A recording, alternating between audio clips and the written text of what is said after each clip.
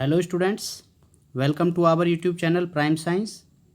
Students, आज हम explain करने जा रहे हैं वर्कशीट नंबर 32 जो कि क्लास 10th की एनसीईआरटी बुक के चैप्टर 3 धातु व अधातु से रिलेटेड है। आज का हमारा एक्सप्लेनेशन का मेन टॉपिक है धातुओं के भौतिक व रासायनिक गुण।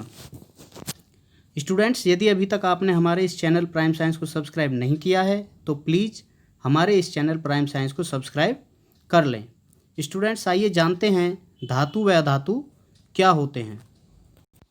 स्टूडेंट्स, धातु सभी तत्वों को उनके गुणों के आधार पर, उनके करैक्टर्स के आधार पर दो कैटेगरीज में डिवाइड किया गया है, धातु व अधातु। धातुओं के कुछ उदाहरण इस प्रकार हैं, जैसे आयरन, एल्युमिनियम, चांदी या कॉपर। यदि हम अधातुओं के उदाहरण देखें तो अधातुओं में हाइड्रोजन, नाइट्रोजन, सल्फर, ऑक्सीजन आदि होते हैं। स्टूडेंट्स, धातुओं व अधातुओं के दो प्रकार के गुणधर्म होते हैं, एक भौतिक गुणधर्म, एक रासायनिक गुणधर्म। आइए हम पहले भौतिक गुणधर्म को समझते हैं। यहाँ पर हम धातु व अधातु दोनों के भौतिक गुणों को पढ़ते हैं। बच्चों, सबसे पहला गुण होता है धात्विक चमक। जो धातुएं होती हैं उनकी सतह चमकदार होती है, धातुएं चमकीली होती हैं, चमकती हैं। आपने देखा होगा जैसे चांदी, लोहा, कॉपर। लेकिन जो अधातुएं होती हैं, अधातुएं चमकीली नहीं होती हैं। केवल एक अधातु आयोडीन ऐसी होती है जो चमकीली होती है। यह एक अधातुओं में अपवाद है। अगला है कठोरता। धातुएं सामान्यतः कठोर होती हैं, लेकिन कुछ धातुएं जैसे लिथियम, सोडियम, पोटेशियम सॉफ्ट होती हैं। इन्हें चाकू से रबड़ की तरह आसानी से काटा जा सकता है। अधातुएं अधिकतर कठोर नहीं होते हैं। केवल कार्बन का एक अपर रूप हीरा बहुत हार्ड होता है, बहुत कठोर होता है। यह भी एक अपवाद ही है। स्टूडेंट्स, नेक्स्ट है रूप, अवस्था। धातुएं रूम टेम्परेचर पर, कमरे के सामान्य ताप पर अधिकतर ठोस रूप में पाई जाती हैं। केवल मरकरी एक ऐसी धातु होती है जो रूम टेम्परेचर भी लिक्विड स्टेट में होती है, द्रव अवस्था में रहती है। अधातुएं ठोस या गैसीय अवस्था में रहती हैं रूम टेम्परेचर पे।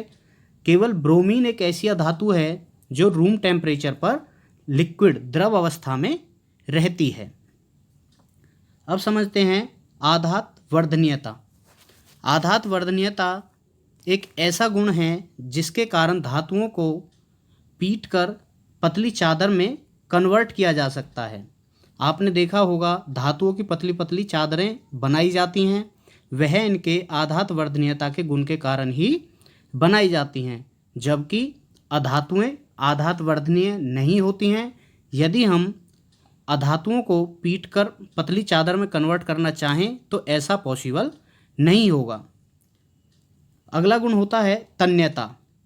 धातुओं को खींचकर पतली तार बनाया जा सकता है। आपने देखा होगा जितनी भी तारें होती हैं, चाहे एल्युमिनियम की, कॉपर की या आयरन की, सभी धातुओं से बनी होती हैं।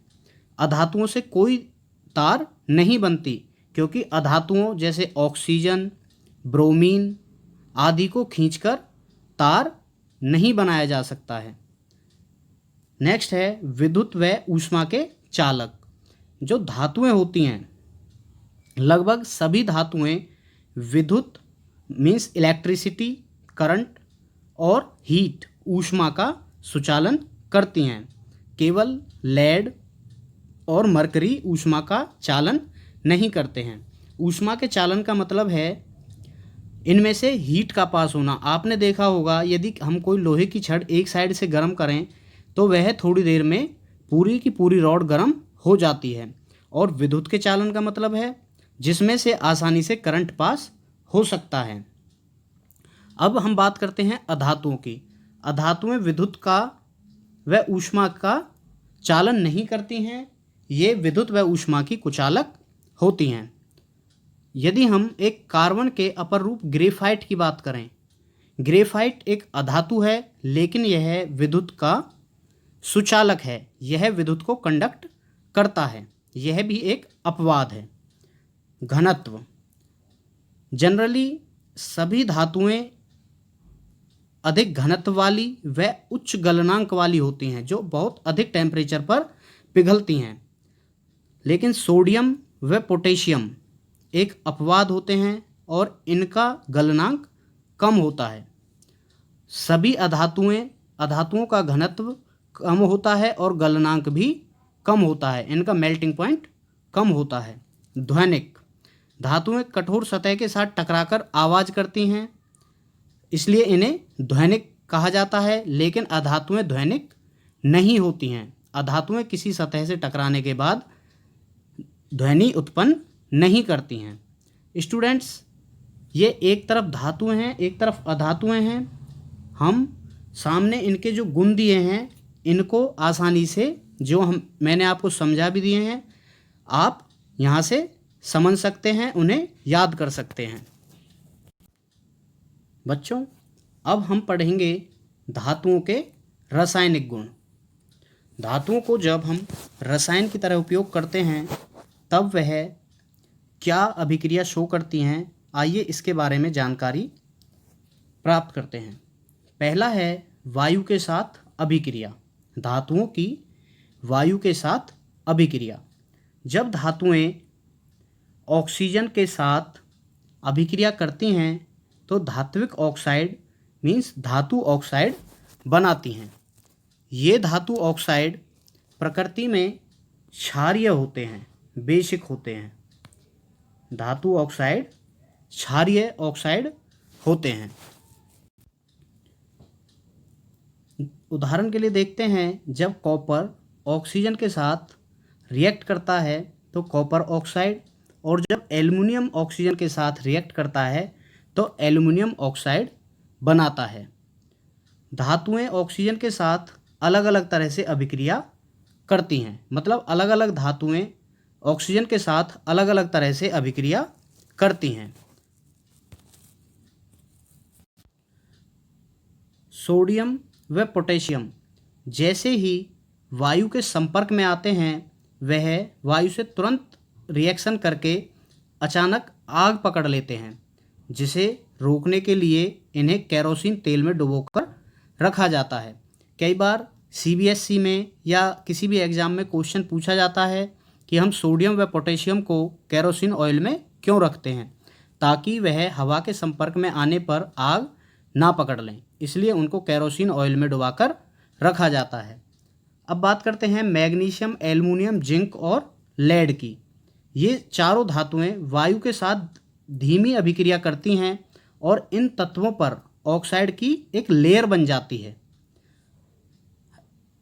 Fe मतलब आयरन वायु में गर्म करने पर तो आग नहीं पकड़ता, लेकिन यदि फ्लेम के ऊपर, ज्वाला के ऊपर लोहे के पाउडर को डाला जाए तो यह एकदम तेज़ी से जलने लगता है।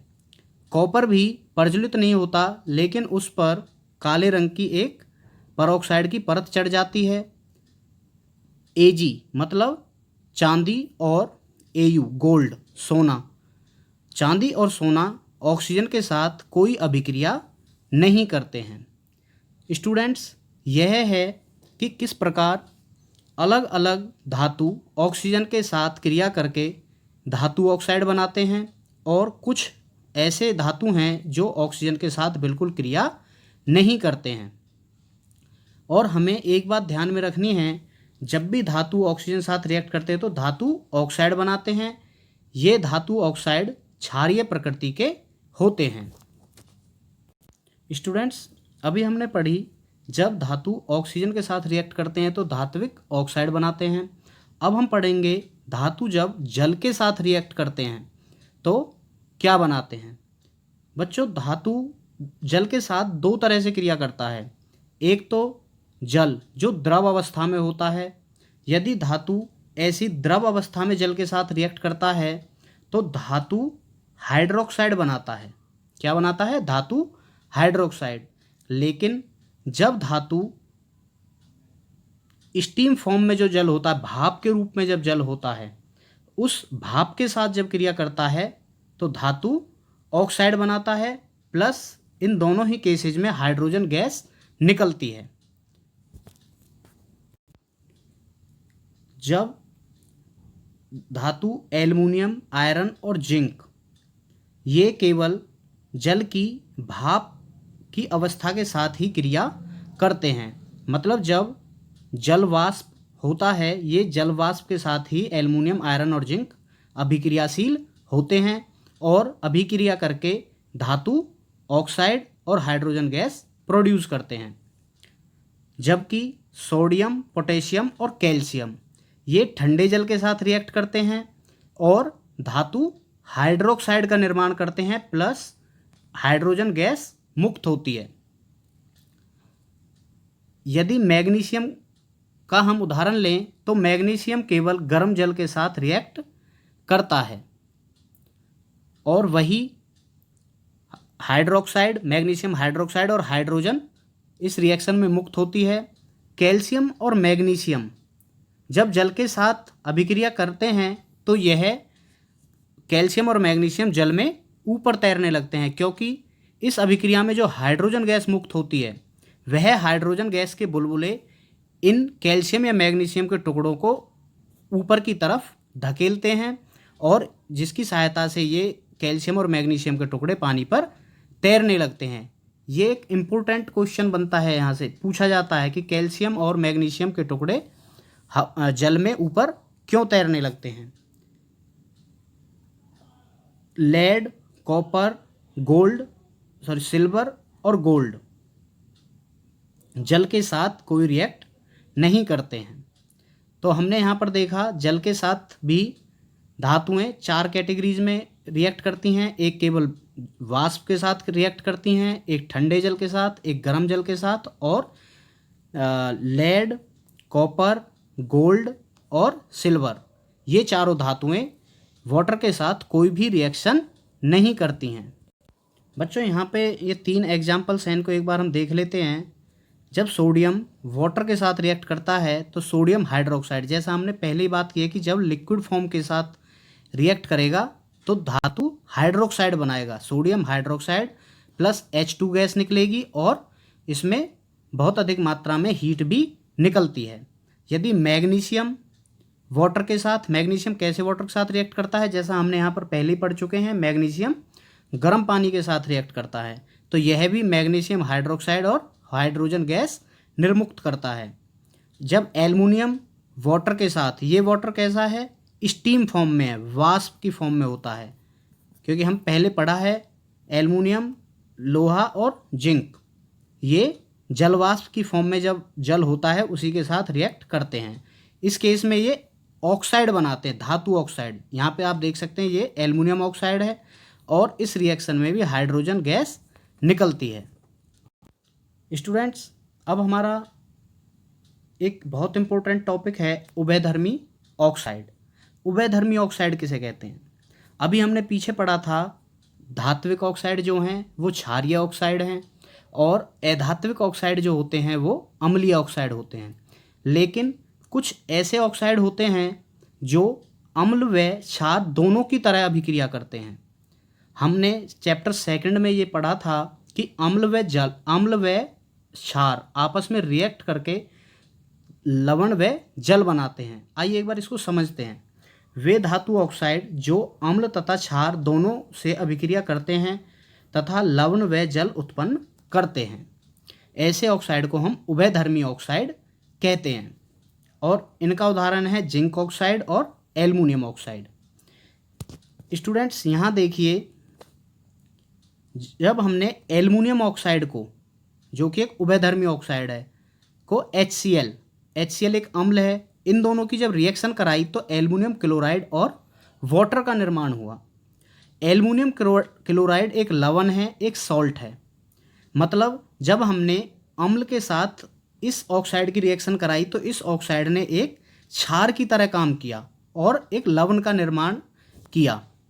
अब जब हम इस एल्युमिनियम ऑक्साइड जो कि उभयधर्मी ऑक्साइड है को एक क्षारक सोडियम हाइड्रोक्साइड के साथ रिएक्ट कराते हैं, उस कंडीशन में भी इसने एक लवण सोडियम एल्यूमिनेट और वाटर का निर्माण किया।